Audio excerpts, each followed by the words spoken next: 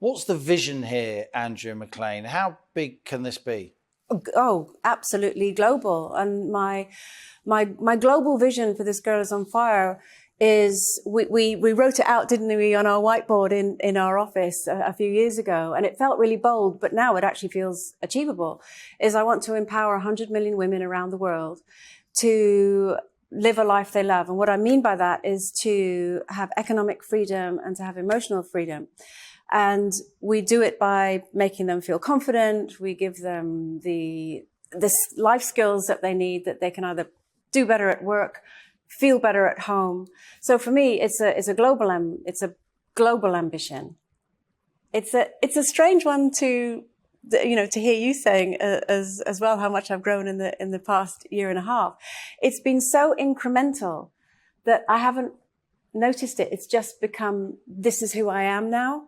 Because for so many years, my identity, like you said, absolutely was wrapped up in, I'm that lady off the telly who did that thing. Whereas now I'm the lady off This Girl's on Fire who does this thing. But actually they're like a mixture of the two me's.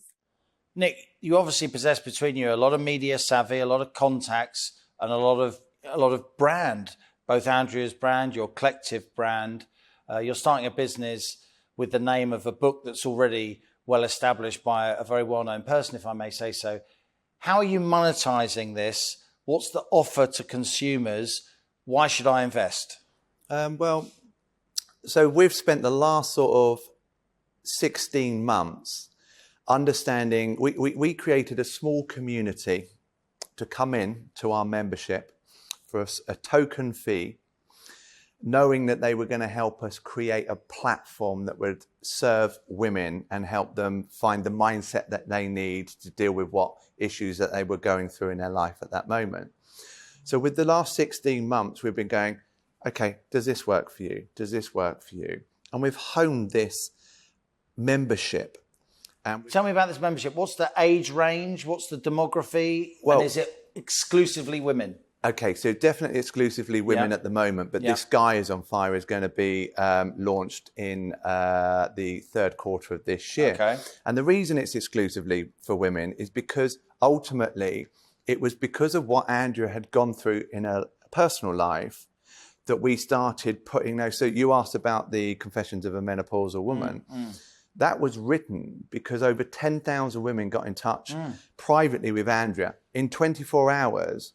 And it was like, we couldn't believe there was she started talking about how she was feeling. We couldn't believe. And you were one of the early ones, really. Something really big has happened in the last 5-10 years, and even in the last 2 or 3 years. Definitely. And what people don't realize is I got a lot of stick for it. People might think, oh, you're that menopause woman, and you sort of you're at the forefront of it. Yes, and I got slapped in the face, metaphorically. Because newspapers didn't like it, the press didn't like it, some women didn't like it, a lot of men didn't like it. But all I saw it was, this is an experience that I've had.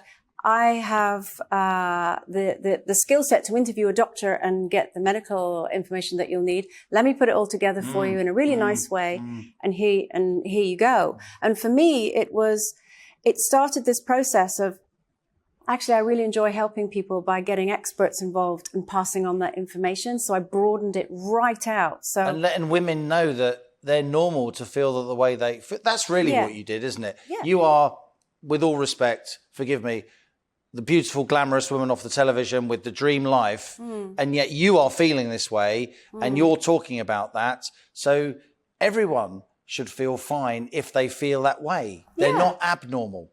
Yeah, and whether it's about the menopause, whether it is about people talking about their mental health, which people are much more open about discussing now, whether it is a crisis of confidence, whether it's a crisis of faith, whether it's a crisis of identity, we are all simply human beings doing different jobs on the planet. And how I see it is that the more you open yourself up and talk about your experiences, you normalize it for everybody.